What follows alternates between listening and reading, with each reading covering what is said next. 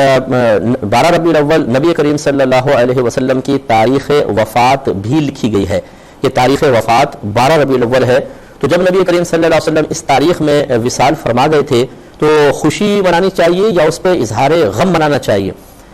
اس کا جواب یہ ہے کہ بالفرض، ویسے تو اس میں اختلاف ہے کہ نبی کریم صلی اللہ علیہ وسلم کا وصال 12 تاریخ کو ہوا تھا کہ نہیں ہوا تھا، یہ تاریخ کی بات ہے اور اس میں علماء کا اختلاف بھی موجود ہے. اور فرض کر لیں کہ ہم مان لیتے ہیں کہ یہ 12 ربیع الاول ہی نبی کریم صلی اللہ علیہ وسلم کی تاریخ وفات ہے.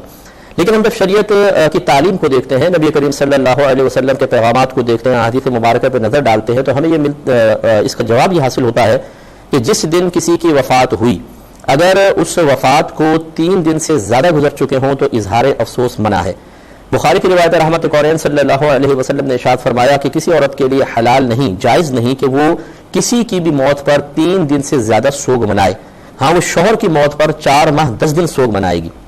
تو یہ ویسے تو عورتوں کے بارے میں، لیکن مطلق علماء نے فرمایا کہ پیغام ہر ایک کے لیے ہے کہ 3 دن گزر جائیں تو پھر کسی کا سوگ نہیں منایا جائے گا. لہٰذا معلوم ہوا کہ سوگ منانا تو نبی کریم صلی اللہ علیہ وسلم نے منع فرما دیا. اب سوال یہ پیدا ہوتا ہے کہ کیا 12 ربیع الاول کو خوشی منانا جبکہ وہ تاریخ وفات بھی ہو یہ جائز ہے؟ تو اس کا ثبوت بھی حدیث سے موجود ہے کہ جی ہاں، یہ بالکل جائز ہے. نبی کریم صلی اللہ علیہ وسلم نے ارشاد فرمایا کہ جمعے کا دن وہ دن ہے کہ جس میں اللہ تبارک و تعالیٰ نے آدم علیہ السلام کو پیدا فرمایا اور اسی دن آپ کی وفات ہوئی. یہ کہ وفات کا ذکر کیا. اور اب دوسری حدیث میں نبی کریم صلی اللہ علیہ وسلم ارشاد فرما رہے ہیں کہ اللہ تعالیٰ نے جمعے کو مومنین کے لیے عید کا دن قرار دیا ہے. اب آپ اندازہ کر لیں کہ آدم علیہ السلام فوت ہو رہے ہیں، جس دن اللہ تعالیٰ اسے عید کا دن قرار دے رہا ہے. اور عید کے دن آپ کو پتہ ہے کہ خوشی کا اظہار ہے. عید کے دن خوشیاں لوٹ کے واپس آتی ہیں، اس لیے عید عود سے نکلا ہے، بعض نے یہ کہا. تو خلاصہ کلام یہ ہوا، ان دونوں روایات کو ملا کر نتیجہ نکلا کہ اگر بالفعل 12 ربیع الاول نبی کریم صلی اللہ علیہ وسلم کی تاریخ وفات بھی ہوتی تو سوگ کی اجازت نہیں ہے. ہاں، چونکہ یہ آپ کی تاریخ پیدائش بھی ہے، اس میں بہت سارے علماء جمہور اس پر ہیں، بلکہ کہ یہ 12 ربیع الاول تاریخ پیدائش ہے. بعض نے 9 ربیع الاول بھی لکھی ہے، لیکن 12 پہ جمہور ہیں. تو تاریخ پیدائش پر خوشی منانے کا تو ہمیں ثبوت حاصل ہوتا ہے، لیکن سوگ منانا منع ہے. لہٰذا اس میں کوئی حرج نہیں ہے کہ اللہ تبارک و تعالیٰ کے حکم کی تکمیل میں انسان خوشی کا اظہار کرے. ایک مسئلہ یہ بھی پیدا ہو سکتا ہے کہ یہ ایک بدعت ہے کہ نبی کریم صلی اللہ علیہ وسلم نے نہ اس طرح کیا ہے، نہ اس کا حکم دیا، نہ صحابہ کرام علیہم رضوان نے سے کیا، نہ اس کا حکم دیا. تو پھر ایک ایسا نیا کام کہ جو پہلے دور میں نہیں ہوا اسے کرنا کیسا ہے؟ یہ تو بدعت ہے. اور نبی کریم صلی اللہ علیہ وسلم کا فرمان ذیشان ہے کہ کل بدعت ضلالہ وکل ضلالۃ فی النار، ہر بدعت گمراہی ہے اور ہر گمراہی جہنم میں لے جانے والی ہے. تو ماذا نتیجہ نکلا کہ میلاد مصطفیٰ صلی اللہ علیہ وسلم پر خوشی کا اظہار کرنا، اس کے لیے اس طرح یہ اجتماعی طور پہ اہتمام کرنا بدعت ہے، اور جو اس بدعت کو اختیار کرے گا وہ جہنم میں جائے گا. اس کا جواب یہ ہے کہ پہلے ہی فیصلہ کر لیا جائے کہ یہ کون سی بدعت ہے اجتماعی طور پہ. پہلے میں یوں آپ فرض کر دیتا ہوں کہ یہاں 2 چیزیں ہیں. ایک ہے کہ جو میلاد مصطفیٰ صلی اللہ علیہ وسلم پر یہ ان 12 دنوں میں جو معمولات اختیار کیے جاتے ہیں ان سب کی انفرادی حیثیت علیحدہ علیحدہ کر لیں ان کو. مثال کے طور پہ کھانا کھلانا، سرکار کی پیدائش کے واقعات، سرکار کے مناقب بیان کرنا، آپ کے لیے محافل کا انعقاد، جھنڈے لگانا، لائٹنگ کرنا، جلوس نکالنا، یہ تمام تقریباً چیزیں ہوتی ہیں. ان کو آپ علیحدہ علیحدہ کر لیجئے اور آپ یہ دیکھیں گے کہ یہ تمام چیزیں کہیں نہ کہیں قرآن یا حدیث سے ثابت ہوں گی. لہٰذا بدعت کا سوال ہی نہیں ہے. مثال کے طور پہ کھانا کھلانا، کیا نبی کریم صلی اللہ علیہ وسلم نے اس کی ترغیب نہیں دی ہے؟ اس کی فضائل ذکر نہیں کیے گئے ہیں؟ بالکل کیے گئے ہیں. تو یہ معلوم ہوا کہ یہ تو سرکار کے حکم کی تکمیل ہے.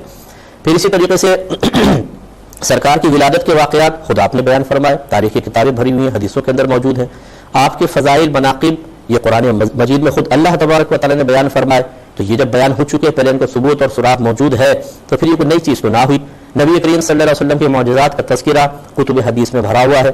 اسی طریقے سے لائٹنگ وغیرہ کرنا یہ اظہار خوشی کا ایک طریقہ ہے، اور یہ اسی قل بفضل اللہ وبرحمتہ فبذلک فلیفرحوا کے تحت آئے گا کہ اگرچہ اس طریقے سے نبی کریم صلی اللہ علیہ وسلم کے دور مبارکہ میں موجود نہ تھا، لیکن ہر دور میں جو خوشی کے اظہار کا طریقہ ہو اور اسے قرآن و حدیث نے منع نہ کیا ہو وہ اسی آیت کے تحت آئے گا.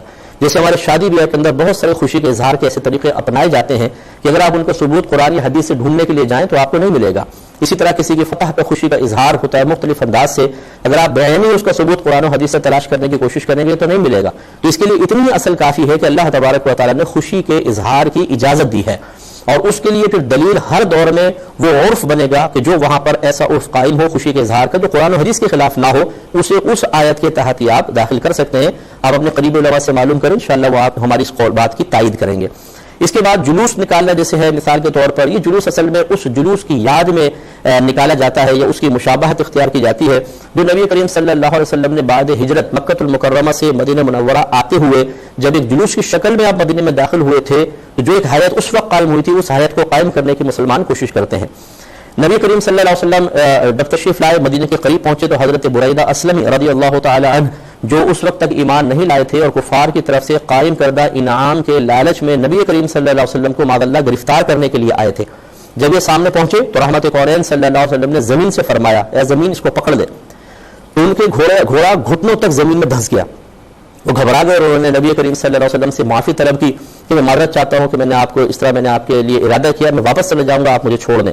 رحمت کونین صلی اللہ علیہ وسلم نے زمین سے فرمایا اس کو چھوڑ دے، زمین نے چھوڑ دیا، وہ پلٹے لیکن پھر دل میں خیال آیا کہ شاید ہی ویسی ہو گیا ہوگا، چلو پھر میں پکڑتا ہوں، پھر ارادے سے پلٹے، نبی کریم صلی اللہ علیہ وسلم نے وہی سابقہ حکم فرمایا، زمین نے پکڑا، پھر ریکویسٹ آئی، سرکار نے پھر کرم فرمایا اور ان کو چھوڑ دیا۔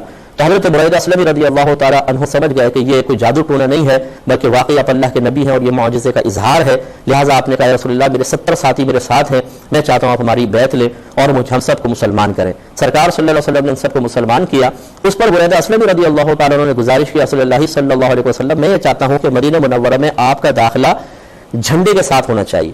سرکار نے اجازت مرحمت فرمائی تو آپ نے اپنا امامہ کھولا اور اسے نیزے پہ باندھا اور اس طرح اوپر کیا تو ایسا جیسے ایک جھنڈا ایسا ہو گیا، وہ آگے کے چلتے تھے، 70 صحابہ ساتھ تھے، نبی کریم صلی اللہ علیہ وسلم اور صدیق اکبر رضی اللہ تعالیٰ عنہ اس طرح آگے بڑھے اور پھر دیگر صحابہ جب مدینے قریب پہنچے وہ بھی اس جلوس میں شامل ہوئے۔ اب ایک طرف بچیاں ترانے گا رہی تھیں، طلع البدر علینا من ثنیات الوداع وجب الشکر علینا ما دعا للہ داعی، اور صحابہ کرام عورتیں بچے گھروں پہ ہیں اور پہاڑیوں کے پیچھے درختوں کے پیچھے لبیک یا رسول اللہ کے نعرے لگ رہے ہیں۔ تو آپ اندازہ کریں، ذرا غور و تفکر کریں کہ اس جلوس کی حیت اور جو آج جلوس نکالا جاتا ہے اس میں آپ کو بہت زیادہ مشابہت نظر آئے گی۔ میں مشابہت تامہ تو نہیں کہوں گا کہ آج نبی کریم صلی اللہ علیہ وسلم جسمانی لحاظ سے ہمارے درمیان جلوہ افروز نہیں ہے، لیکن بہرحال اس کی مشابہت ضرور نظر آئے گی۔ تو اس جلوس کی یاد میں مسلمان جلوس نکال رہے ہیں تو اس کے اثر اسے قرار دیا جا سکتا ہے، تو بدعت تو نہ ہوئی۔ اسی طریقے سے اور جو دیگر اہتمام جیسے محافل وغیرہ کے انعقاد ہوئی، بچے نے بھی کویسچن کیا تھا، نعتیہ محافل، اگر آپ تھوڑا سا غور کریں تو جب کفار نے نبی کریم صلی اللہ علیہ وسلم کی بسا اوقات ہجوف کی، آپ کے لیے ایسے شعر لکھے، تو نبی کریم صلی اللہ علیہ وسلم نے حضرت حسان بن ثابت رضی اللہ تعالیٰ عنہ کے لیے خاص طور پہ مسجد میں منبر قائم فرمایا اور فرمایا کہ حسان ہماری طرف سے ان کو جواب دیں۔ تو اشعار کی شکل میں حسان بن ثابت رضی اللہ تعالیٰ عنہ نے جواب دیے، سرکار اور صحابہ کرام جلوہ فروز آپ جواب دے رہے ہیں۔ یہ ایک نعتیہ محافل کیسا ایک سما ہے کہ جو آج قائم ہوتا ہے، اس طریقے اس کی یاد آج بھی قائم ہو رہی ہے۔ تو معلوم ہوا کہ انفرادی طور پہ تو ہر چیز کا کوئی نہ کوئی ثبوت آپ کو کہیں نہ کہیں ملے گا، لہٰذا کوئی بھی چیز اپنی اصل کے اعتبار سے بدعت نہیں ہے۔ اس پہ کلام کرتا ہوں، یہ قول المنتظر۔ السلام علیکم۔ خلاصہ کلام یہ ہوا کہ دیکھیں میلاد مصطفیٰ صلی اللہ علیہ وسلم پر جو امور اختیار کیے جاتے ہیں، اگر ان سب کو آپ انفرادی طور پہ دیکھیں تو کسی نہ کسی کا کہیں نہ کہیں کوئی نہ کوئی ثبوت قرآن سے یا حدیث سے ملے گا یا اس کی اجازت قرآن یا حدیث سے ملے گی، لہٰذا انفرادی اعتبار سے ان میں سے کسی بھی چیز کو بدعت کہنا صحیح نہیں ہوگا۔